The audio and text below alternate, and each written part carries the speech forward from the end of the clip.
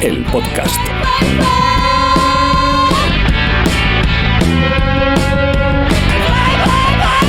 Podcast anarquista interestelar. Podcast anarquista interestelar. Podcast anarquista interestelar. Podcast anarquista interestelar. Pare!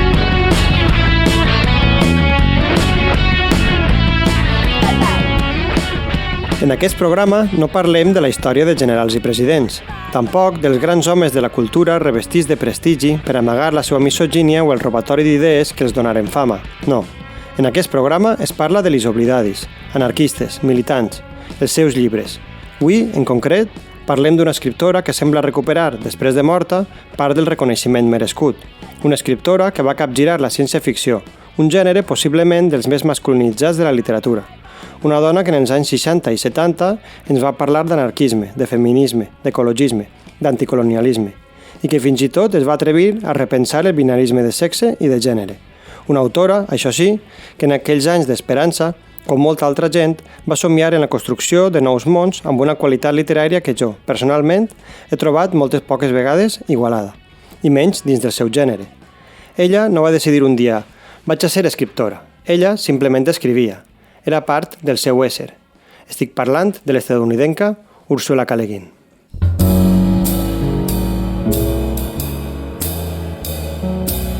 Tinta d'anarres.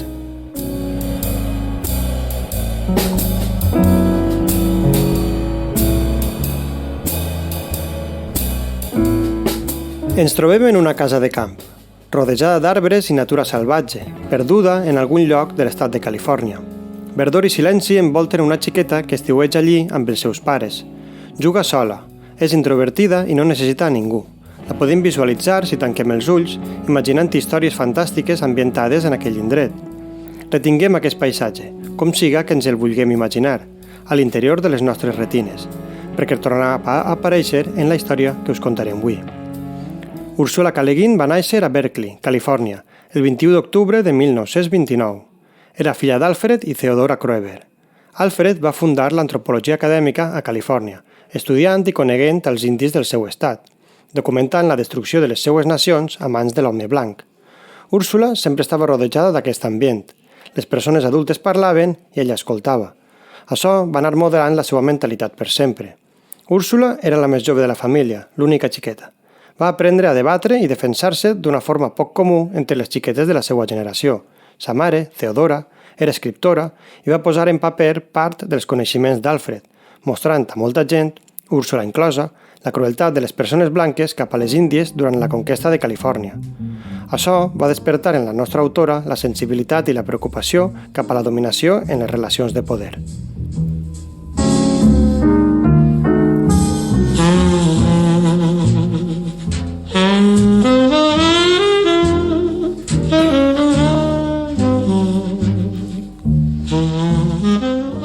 Abans de dedicar-se exclusivament a l'escriptura, va ser professora de francès a diverses universitats nord-americanes. Va tractar de publicar en repetides vegades a la revista literària de Radcliffe, sense èxit. Allí tot era realisme, tot eren homes.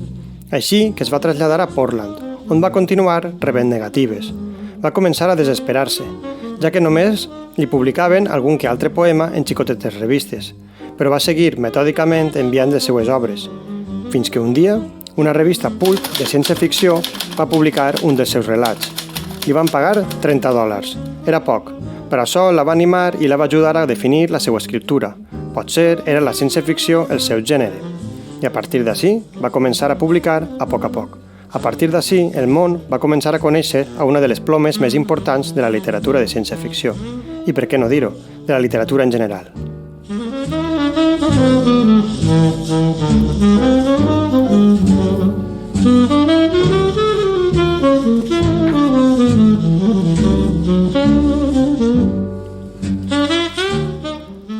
La primera novel·la que va publicar és El món de Rocanon, en 1964, a l'editorial Age Books.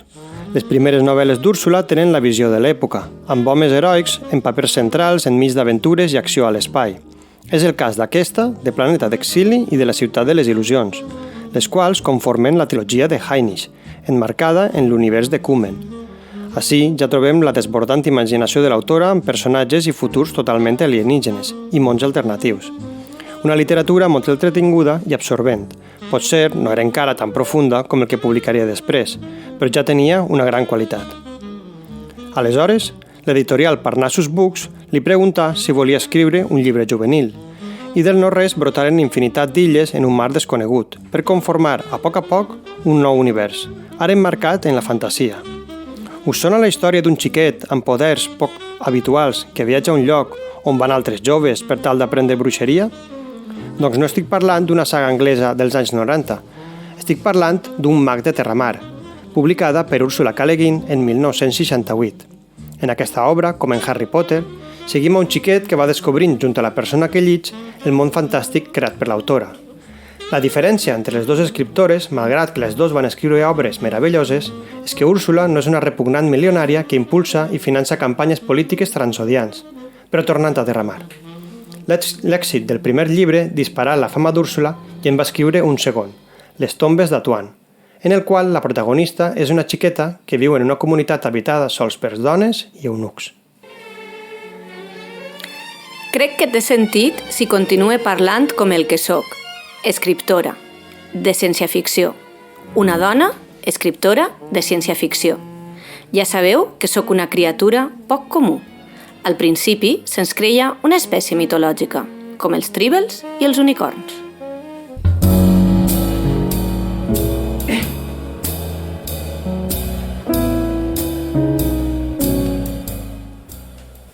Quan ella va començar a escriure, la ciència-ficció i la fantasia eren gèneres amb molt poc prestigi en la crítica literària i el gran públic. Però per a ella eren gèneres que permetien no només reflectir la societat actual, sinó també imaginar com podia ser aquesta societat, mostrar que hi havia altres formes de fer i altres formes de ser.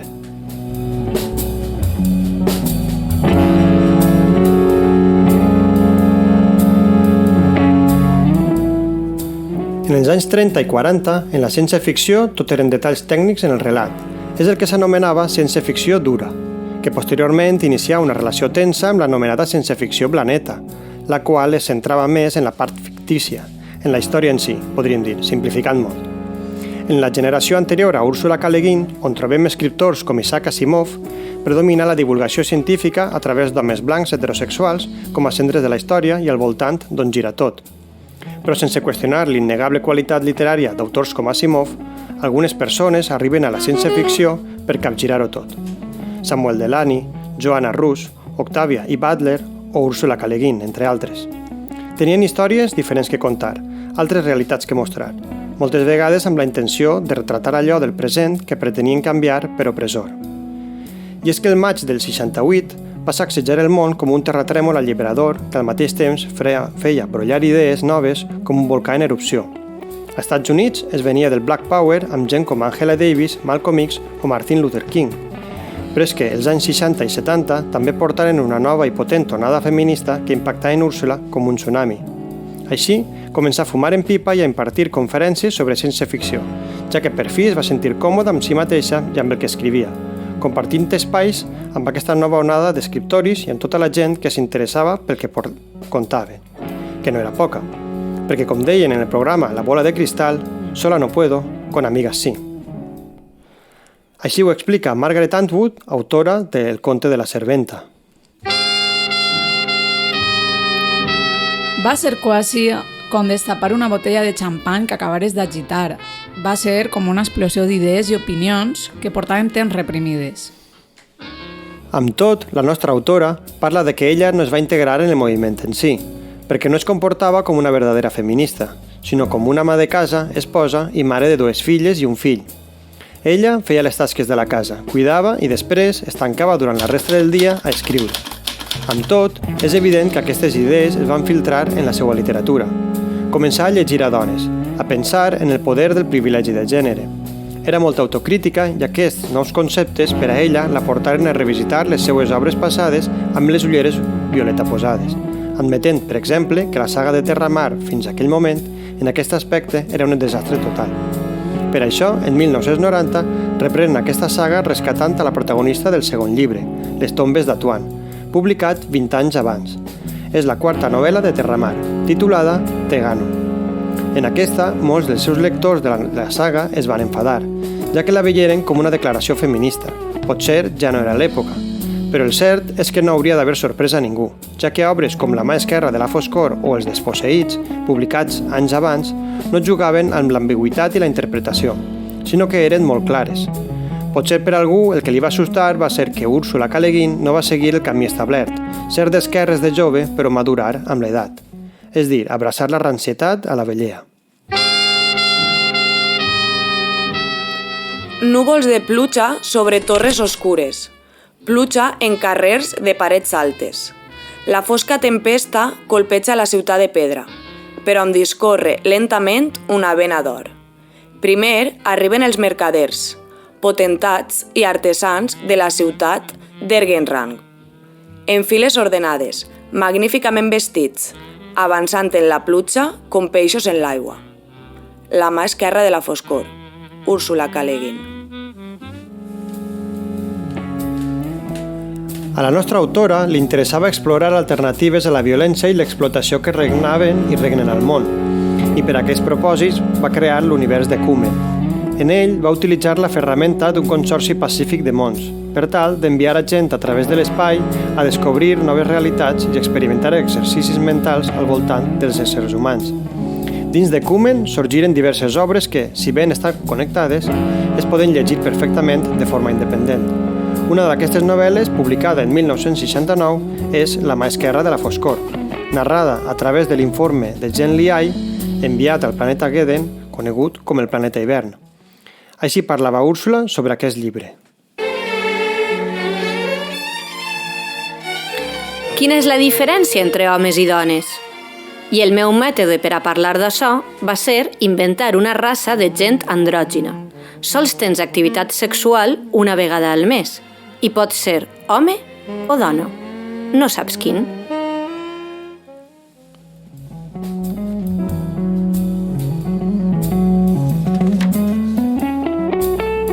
Aquest és el punt de partida.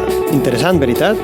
Doncs el que fa l'autora durant una gran part de la novel·la és situar a Zhen Liai, un home d'un altre planeta, amb Straven, únic habitant d'hivern, enmig d'un desert de gel i neu que han de creuar en absoluta soledat, enfrontant amb dues realitats i apropant a els dos individus entre si. Va ser una obra totalment trencadora en l'època, la qual va atreure especialment a públic jove, malgrat la complexitat de la narració i dels temes tractats. No és per a res una obra juvenil com la saga de Terramar. Amb tot, s'ha de dir que La mà esquerra de la foscor va ser criticada en aquell moment des de sectors feministes, per utilitzar el masculí de forma genèrica, també per a les persones andrògines. Per què ens obligues a pensar en un masculí per defecte, de principi a fi? No hi havia una altra manera? Al principi em vaig posar a la defensiva, però quan em vaig parar a pensar-ho, em vaig adonar de que tenien raó. Estava veient-me-les amb com podria escriure sobre la igualtat de gènere. Que hagués escrit un llibre sobre alguna cosa no significa que ja no tingués res que pensar sobre el tema. Sempre hi ha lloc per a expandir les teues idees, seguir aprenent. El meu treball no és arribar a una resposta i anunciar-la. El meu treball consisteix en mantindre portes obertes o obrir finestres. I obrir finestres per a la reflexió és el que va fer amb el relat Els qui se'n van d'Homeles, publicat en 1973. Així hem d'imaginar una utopia, tal vegada una on no existeixen ni els cafès d'especialitat, ni l'ansietat, ni la gent que diu «jo no sóc racista, però», o la gent que pregunta «estes esportives són d'home o de dona?». Potser en aquest programa ens la imaginem com un món sense gordofòbia, ni capacitisme, ni estat, ni capitalisme, entre altres elements, sense dominació de cap tipus. Úrsula, en aquest relat, la descriu així. Però no hi havia rei. No feien servir espases i no tenien esclaus. No eren bàrbars.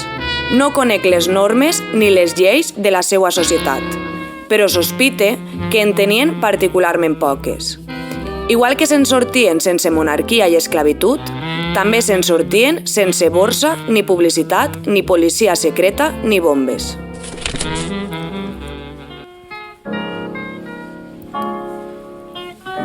Ara reflexioneu sobre què estaríeu disposats a sacrificar.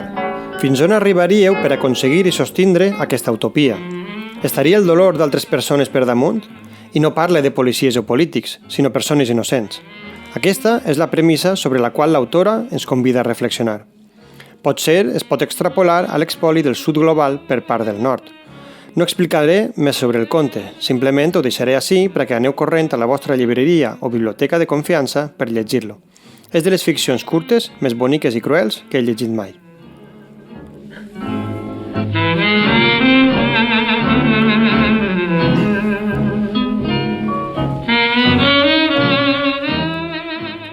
I on van lis qui se'n van d'Homeles? Potser a construir un lloc millor on no es sacrifiqui a persones per tal de sostindre el paradís? Tal vegada. Una societat anarquista? Tal vegada. I per això Úrsula va decidir escriure en 1974 la que per a mi és la seva millor obra, Els desposseïts. Però encara no hem arribat ací. Al meu entendre, tota l'escriptura de la nostra autora era un camí d'aprenentatge i millora per arribar a aquest punt. Per això, abans de poder fer la proposta detallada del seu ideari, de la societat que ella creia que seria més justa, que no perfecta, per suposat, havia d'explorar allò que rebutjava, allò que havia de ser tot el contrari d'una societat justa. La guerra. La guerra és una de les més violentes expressions de totes les opressions que és capaç d'exercir l'ésser humà. Racisme, masclisme, homofòbia, capacitisme, destrucció del medi natural, dominació de classe, edadisme... I en aquells anys, la guerra era la guerra de Vietnam.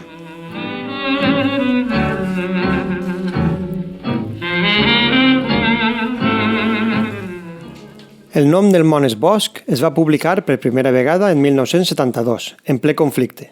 Però no només parla de Vietnam, parla dels indis de Califòrnia, de l'Amazònia, Llatinoamèrica, d'Àfrica, d'extractivisme, de colonialisme. Aquest fragment ho exemplifica a la perfecció.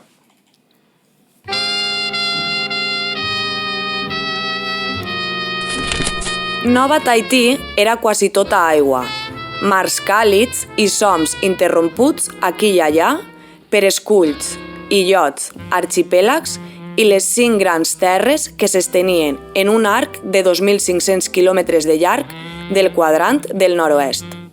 I tots aquells esquitxos i grumolls de terra estaven coberts d'arbres. Oceà, bosc. Aquestes eren les alternatives a Nova Haití. Aigua i sol, o foscor i fulles. Però els homes eren aquí per posar fi a la foscor i convertir el caramull d'arbres en taulons serrats a la perfecció, més preuats que l'or a la terra. El nom del món és Bosc és una defensa clara de l'ecologisme i un rebuig directe al militarisme. És una vella història d'indígenes i colons, però magistralment escrita i molt menys edulcorada i més actualitzada que les velles històries. Parlant clar, molt millor que Pocahontas o Avatar. És una novel·la emmarcada en l'univers de Cumen, creat per la nostra autora, com també ho és la seva obra Els desposseïts, de la que parlarem després d'escoltar una cançó d'un grup imprescindible, Fanny, un grup queer compost exclusivament per dones, algunes d'elles racialitzades. Rock californià dels anys 70, és bàsicament el que demanava aquest programa sobre Úrsula K. Le Guin. La cançó és Hey Bulldog, del disc Fanny Hill.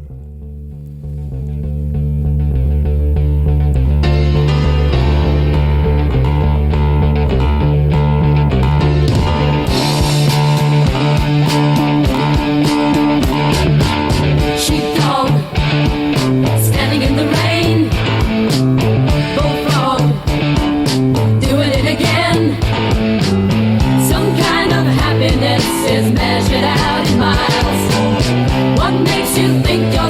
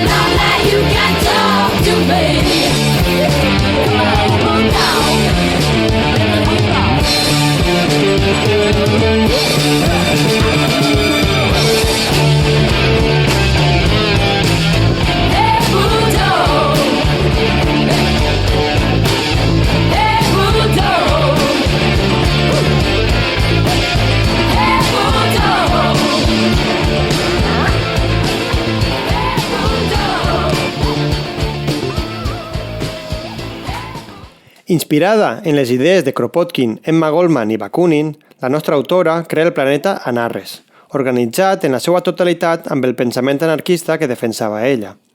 Des d'allí viatja el protagonista dels desposseïts, Shevek, cap a un planeta proper, Urras, el qual continua regint-se amb un sistema capitalista majoritàriament.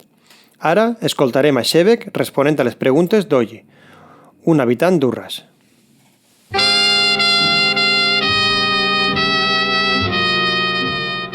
Què manté l'ordre entre la gent? Per què no roben? Per què no es maten uns als altres? Ningú té res que es puga robar. Si algú necessita coses, les va a buscar als magatzems. En quant a la violència, bé, no sé, oye, vostè m'assassinaria normalment? I si volguera fer-ho, li ho impediria que és una llei contra l'assassinat? No hi ha res menys eficaç que la coerció per a obtindre l'ordre. Està bé, però com aconsegueixen que la gent faci els treballs bruts?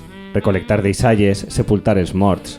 Bé, tothom col·labora, però ningú ha de treballar en això durant molt de temps, a no ser que li agrade. Un dia de cada 10, el comitè que administra la comunitat, o el comitè veïnal, o qui siga que ho necessite, pot demanar-te que ajudes en aquests treballs, en torns rotatius. A més, en les ocupacions desagradables o perilloses, com les mines o les fàbriques de mercuri, ningú treballa habitualment més de mig any. Al principi de la novel·la, Úrsula utilitza la fórmula del personatge que va descobrint un nou món junt a la persona que llig. Està narrat en 2 línies temporals que segueixen a Shevek, una en Urras, el planeta capitalista, i una altra en Anarres, el planeta anarquista. La primera línia temporal segueix a un Shevek adult des que arriba a Urras i es comença a produir el xoc cultural. En la segona es conta la seva vida des que és un xiquet en Anarres. Així, la xicalla va descobrint coses junt a nosaltres, però també reflexionant al voltant de conceptes molt actuals, com per exemple el de les presons, inexistents en Anarres, les quals provoquen fascinació per la seva crueltat. Mentrestant, en el Shevek adult, que arriba al planeta capitalista, es produeix aquesta conversa entre Kimou, un metge d'Urras, i el nostre protagonista.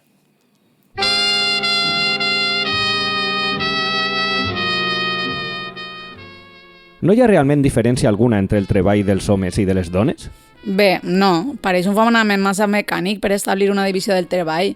No creu vostè així? Una persona tria el treball d'acord amb els seus interessos, talent, força... Què té a veure el sexe amb tot això? Els homes són físicament més forts. Sí, habitualment, i més corpulents, però què pot importar això si tenim màquines? I si no les tenim, si hem d'utilitzar la pala per cavar i l'esquena per carregar, és possible que els homes siguin més ràpids, però les dones són més resistents. Quantes vegades he desitjat tindre la resistència d'una dona? Però la pèrdua de tot allò femení, de la delicadesa. Ningú home podria reconnectar-se a si mateix. No pretendrà, per cert, en el treball de vostè que les dones són iguals. En física, en matemàtiques, en intel·lecte, no pretendrà rebaixar-se constantment al nivell d'elles. No crec pretendre massa, Quimoe. Per suposat, he conegut dones capaços de pensar com un home.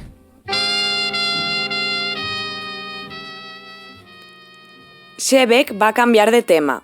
La qüestió de la superioritat i la inferioritat pareixia tindre gran importància en la vida social dels habitants d'Urras.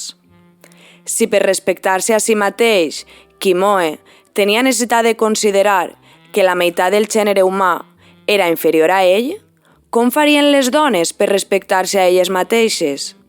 Considerarien inferior als homes? I de quina manera afectaria tot això a la vida sexual? Sabia, pels escrits d'Odo, que 200 anys abans, les institucions sexuals més importants dels habitants d'Urras eren el matrimoni, una associació autoritzada i reforçada per sancions legals i econòmiques, i la prostitució, un terme que al parèixer sols es diferenciava del primer per una major liberalitat, la copulació dins d'un context econòmic.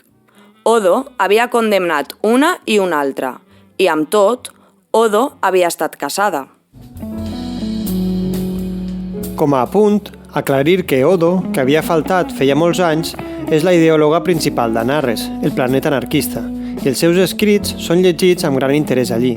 La podem conèixer en l'obra curta d'Úrsula un dia abans de la Revolució, publicada el mateix any que la novel·la de la que venim parlant.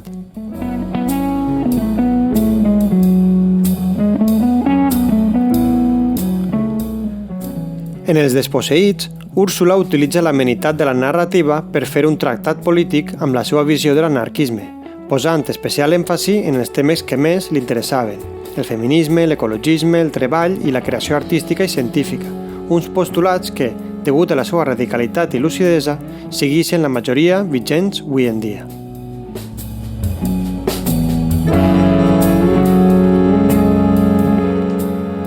Però no tot és meravellós en Anarres. Úrsula també planteja crítiques de possibles errors en els que podria caure una futura societat anarquista. Hem de tindre en compte els anys en els que va ser escrita la novel·la, i potser algunes qüestions les va plantejar pensant en la Unió Soviètica, més que en una societat anarquista, no ho sabem. Però no deixa de ser interessant que Anarres i Urras siguin dos planetes en els que els seus habitants vegen l'altre mirant el cel, però no sàpiguen pràcticament res un dels altres, i que, almenys en Anarres, es faça propaganda perquè es tinga por i odi de la societat de l'altre planeta. També són destacables les seues reflexions en la novel·la sobre l'individualitat en un món comunal.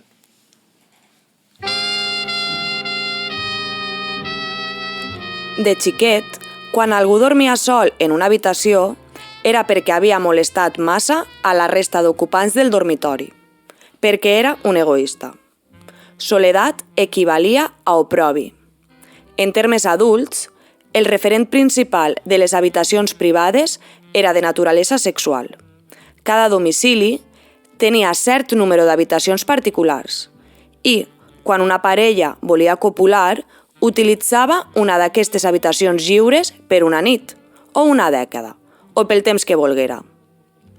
No hi havia ninguna altra raó per a no dormir en un dormitori comú. Cadascú tenia el taller, el laboratori, l'estudi, el graner o l'oficina que necessitava per a treballar. Els banys podien ser públics o privats. L'economia d'Anarres era massa fràgil per sostindre l'edificació, el manteniment, la calefacció, la il·luminació de cases i apartaments individuals. Una persona de naturalesa genuïnament insociable tenia que apartar-se de la societat i cuidar de si mateixa. Res li ho impedia.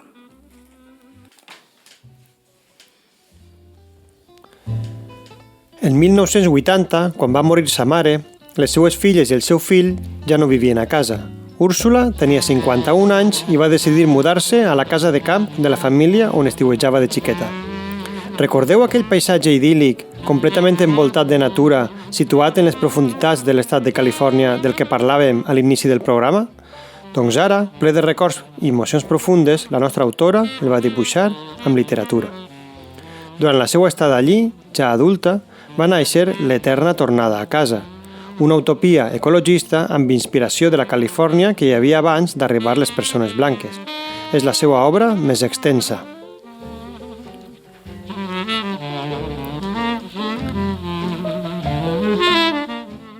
En els anys 90 i principis dels 2000, la seva producció literària augmentà. En aquest període trobem obres com Plans paral·lels, Les femelles búfals i altres presències animals, Madurar a Caride, Les xiquetes salvatges o L'aniversari del món. Era, a nivell literari, el seu esprint final, que culminà amb la publicació en 2008 de la seva última novel·la, Lavínia, una obra que pren el títol de la seva protagonista, un personatge secundari de l'Eneida, l'obra clàssica de Virgili. Úrsula capgira el mite i posa la lupa en una dona invisibilitzada, creant una novel·la meravellosa que corona una carrera literària admirable. En 2014 rep la medalla a la distingida contribució a les lletres estatunidenques i entre aplaudiments pronuncia aquestes paraules. Els llibres no són simples productes. L'ànim de lucre entra habitualment en conflicte amb els objectius de l'art. Vivim en capitalisme. El seu poder ens pareix inevitable. Però també ho pareixia el dret diví dels reis.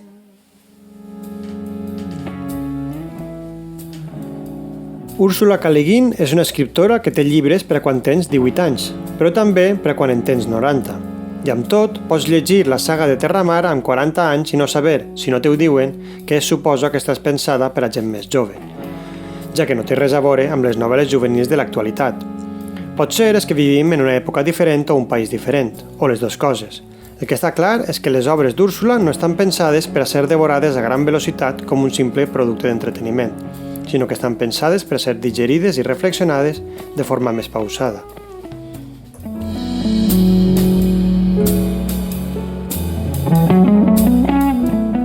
Úrsula va escriure 23 novel·les i infinitat de relats i poemes. Va rebre diversos premis de prestigi al llarg de la seva carrera, com per exemple el Nébula, l'Hugo, el Locus, el Prometheus o el Gigamés. La seva obra s'ha traduït a més de 40 idiomes. Les seues influències literàries van des de Tolkien a Virginia Woolf, Virgili, les germanes Bronte o Tolstoi. Úrsula K. Le Guin no era la perfecció. I qui ho és? Era una dona que li agradava escriure sobre allò que li agradaria llegir i després debatre acaloradament a la vora del foc. A mi em sembla un pla de vida meravellós. Úrsula K. Le Guin va morir el 22 de gener de 2018. Aquest programa és per a que les futures generacions no l'obliden. Ací hi ha una barbaritat de llibres sobre escriptura i solen estar plens de normes. Fes això, no facis això... He deixat de parlar de normes perquè crec que cada història ha de crear les seues pròpies regles i complir-les.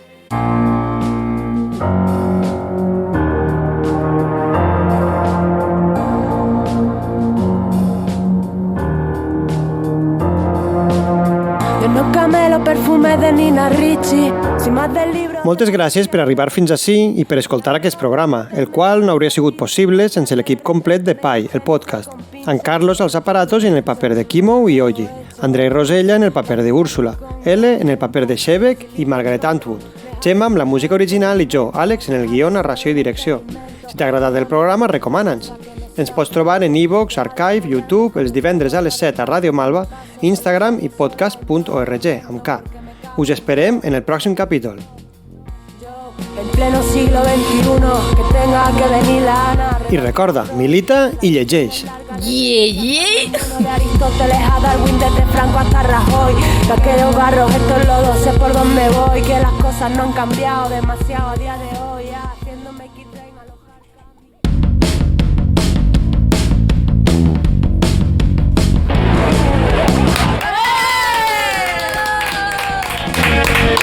Programazo. De Loki, se ha quedado de Loki. Ha costat, però ja per fi hem parit. Hem tingut que fer 40 talls en tot el programa. Preparat per muntar-lo, Carlos? Ara el muntarem entre totis. Interestelar, podcast anarquista. Bueno, hem fet 3 programes i mon anem de vacances. Vacacions. Fins a l'any que ve, en 2025, Bon any. al pròxim programa. Però antes d'anar-me'n de vacances necessitem fer un fe de tarres, de errates. En el capítol anterior vam dir que Radio Malva no ens estava contestant als correus electrònics, vam fer alguna brometa sobre elles, però Radio Malva és la millor ràdio lliure de l'univers. Gora Radio Malva. I la persona que controla havia el seu contestat. correu sí que havia contestat. El problema és que la persona que controla el correu de Pai, el podcast, no ho havia vist. No hay mail? No hay mail.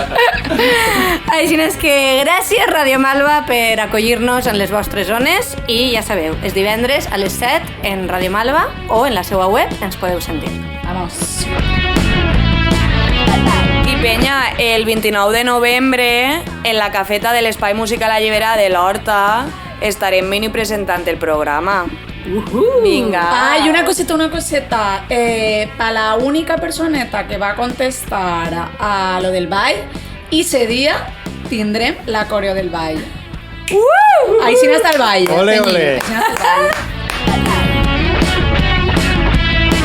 Bye.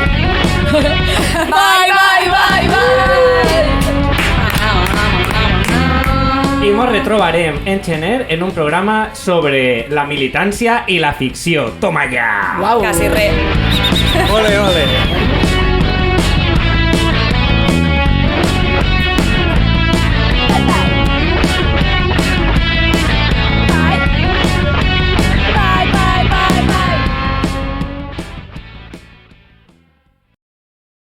Bye.